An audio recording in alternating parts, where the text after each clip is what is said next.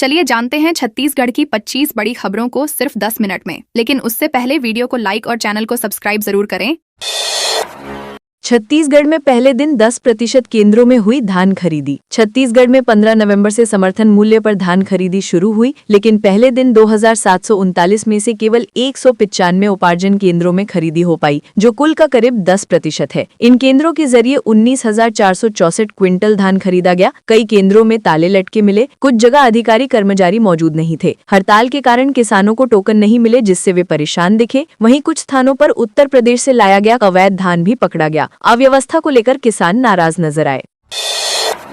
शिक्षक ने ईयर को कान और नोज को पढ़ाया नाक। बलरामपुर जिले के कोगवार प्राइमरी स्कूल में एक शिक्षक बच्चों को गलत अंग्रेजी पढ़ाते हुए वीडियो में पकड़ा गया है। वीडियो में वह नोज की जगह नोग, ईयर की जगह ईयर और आई की जगह आई पढ़ाता दिखा। शिक्षक की पहचान प्रवीण टोपो के रूप में हुई है, जो सहायक शिक्षक LB के पद पर कार्यरत है। वीडियो वायरल होने के बाद DEO मनीराम यादव ने तत्काल प्रभाव से शिक्षक को सस्पेंड कर दिया। मामले ने शिक्षा व्यवस्था और शिक्षकों की गुणवत्ता पर सवाल खड़े कर दिए हैं।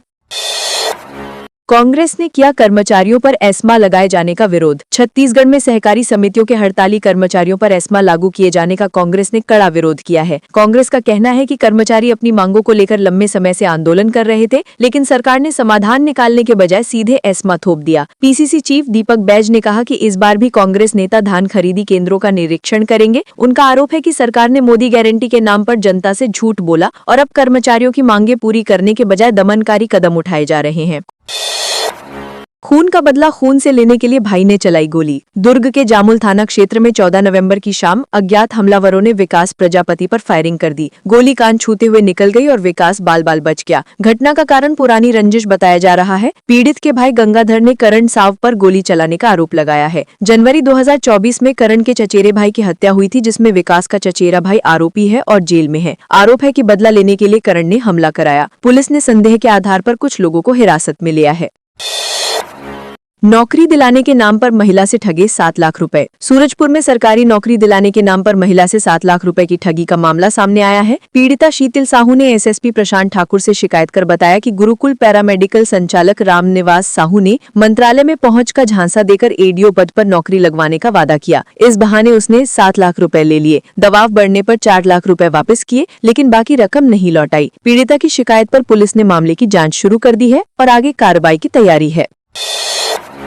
धमतरी में पहले दिन धान खरीदी केंद्र में लटका ताला। धमतरी जिले के माकड़दोना सोसाइटी में खरीदी शुरू होने के पहले दिन अव्यवस्था देखने को मिली। केंद्र पर ताला लटका था, जिसे किसानों ने खुद तोड़कर अंदर प्रवेश किया। खराब इलेक्ट्रॉनिक कांटे के बावजूद किसानों ने मजदूर बनकर प्रक्रिया पूरी की। तहसीलदार, पटवारी, सरपंच और नोडल अधिकारी मौके पर मौजूद थे, लेकिन चाबी रखने वाला चौकीदार गायब था। कई किसान ताला देखकर वापस लौट गए। घटना ने खरीदी प्रणाली की तैयारियों और ग्राम स्तर पर प्रशासनिक जिम्मेदारी पर गंभीर सवाल खड़े किए हैं।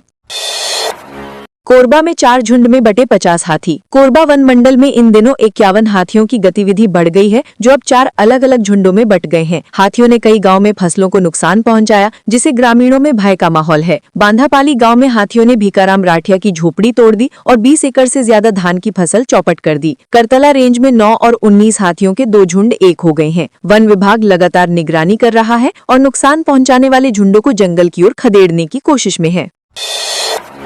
बिरसा मुंडा जयंती पर आदिवासी समाज ने निकाली रैली। कानकेर के चारामा में 15 नवंबर को आदिवासी समाज ने भगवान बिरसा मुंडा की जयंती धूमधाम से मनाई। कार्यक्रम की शुरुआत प्रतिमा पर माल्यार्पण से हुई, जिसमें बड़ी संख्या में लोग शामिल हुए। इसके बाद दरगाहन बिरसा मुंडा चौक से कोरार चौक तक भव्य रैली निकाली गई। नेशनल हाईवे पर प्रदर्शन करते हुए समाज के लोगों ने अपनी लंबित मांगे सामने रखी। उन्होंने 5वीं अनुसूची के तहत राज्यपाल के विशेष अधिकारों का उपयोग, जनजातीय सलाहकार परिषद में सुधार और जिला स्वायत्तशासी परिषद गठन की मांग की।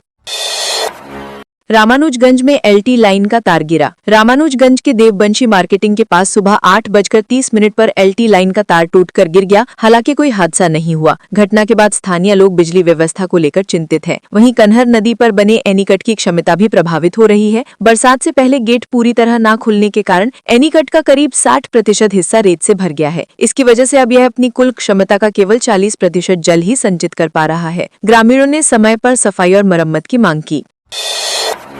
जनजातीय गौरव दिवस में शामिल हुए स्वास्थ्य मंत्री। मनेंद्रगढ़ में भगवान बिरसा मुंडा की 150वीं जयंती पर जनजातीय गौरव दिवस का आयोजन गोंडवाना भवन मैदान इमली गोलाई में किया गया। कार्यक्रम में स्वास्थ्य मंत्री श्याम बिहारी जायसवाल मुख्य अतिथि रहे। इस दौरान 8 आदिवासी हॉस्टल सहित कई विकास कार्यों का भूमि पूजन किया गया। इमली गोलाई चौक का नाम बदलकर भगवान बिरसा मुंडा चौक रखने और प्रतिमा स्थापित करने की घोषणा भी की गई। कार्यक्रम में भाजपा जिला अध्यक्ष चंपा देवी पावले, अध्यक्ष प्रतिमा यादव सहित जनप्रतिनिधि उपस्थित रहे। सभी ने प्रधानमंत्री नरेंद्र मोदी का वर्चुअल संबोधन भी सुना। बिलासपुर प्रेस क्लब के प्रतिनिधि मंडल से मिले CM Sai. Bilaspur press club के प्रतिनिधि मंडल ने 15 नवंबर की शाम न्यू सर्किट हाउस में मुख्यमंत्री विष्णुदेव साय से मुलाकात की। बैठक में सीएम ने पत्रकारों और शासन प्रशासन के बीच बेहतर समन्वय पर चर्चा की। प्रेस क्लब अध्यक्ष दिलीप यादव ने मुख्यमंत्री को नई कार्यकारिणी के शपथ ग्रहण समारोह में शामिल होने का निमंत्रण दिया। प्रतिनिधि मंडल ने बताया कि जिला और पुलिस प्रशासन के सहयोग से प्रेस क्लब सक्रिय रूप से कार्य कर रहा है। करीब 1.5 महीने पहले नवनिर्वाचित कार्यकारिणी ने पदभार संभाला है।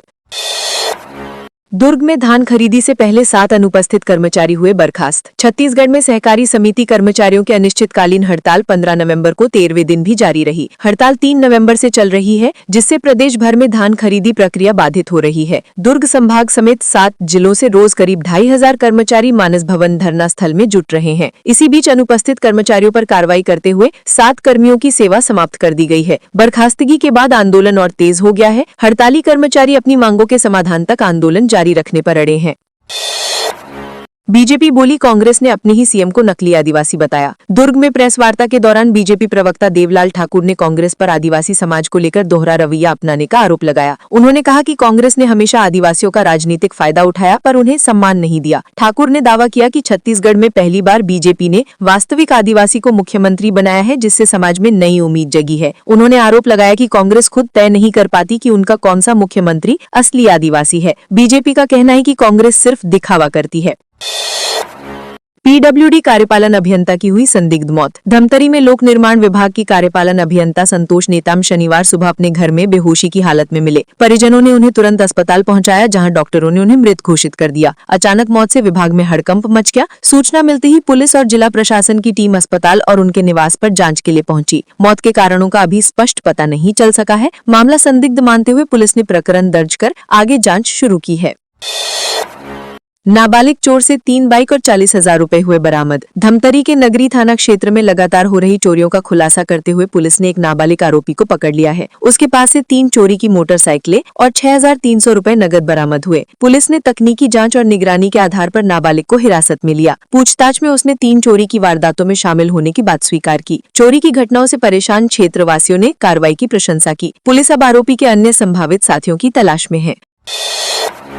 नाबालिग से दुरात्कार का आरोपी ग्वालियर से गिरफ्तार। जशपुर पुलिस ने नाबालिग से दुरात्कार के आरोपी रविकांत उर्फ भोला को मध्य प्रदेश के ग्वालियर से गिरफ्तार किया है। आरोपी को न्यायिक रिमांड पर जेल भेज दिया गया है। मामला 5 नवंबर को तब उजागर हुआ जब सोनक्यारी की पीड़िता की मां ने रिपोर्ट दर्ज की। शिकायत में कहा गया कि 21 वर्षीय आरोपी 6 महीने से 15 वर्षीय नाबालिग से बातचीत कर रहा था और शादी का झांसा देकर शारीरिक शोषण कर रहा था। पुलिस आरोपी को लगातार ट्रैक कर रही थी और लोकेशन मिलने पर टीम भेजकर उसे गिरफ्तार किया गया।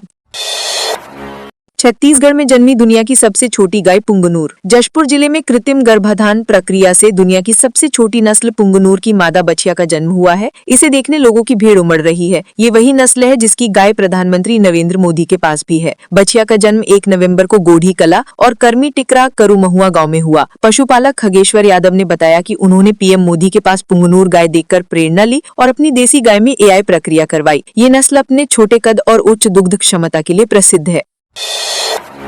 चोरी लूट में पकड़े गए शामिल ईरानी गैंग के सदस्य। दुर्ग पुलिस ने नकली पुलिस और पत्रकार बनकर घरों में चोरी लूट करने वाली ईरानी गैंग को गिरफ्तार किया है। आरोपी जिले में 4 वारदातों को अंजाम दे चुके थे। पुलिस ने उनसे सोना चांदी के जेवर, नकदी, स्कूटी और वारदात में इस्तेमाल कपड़े जब्त किए। उतई क्षेत्र के ग्राम मर्रा के टामिन बंजारे ने 4 नवंबर को शिकायत की कि 2 लोग सादा वर्दी में उनके घर आए और खुद को पुलिसकर्मी बताकर परिवार पर ड्रग्स बेचने का आरोप लगाया। तलाशी के बहाने उन्होंने जेवर और नकदी चोरी कर ली।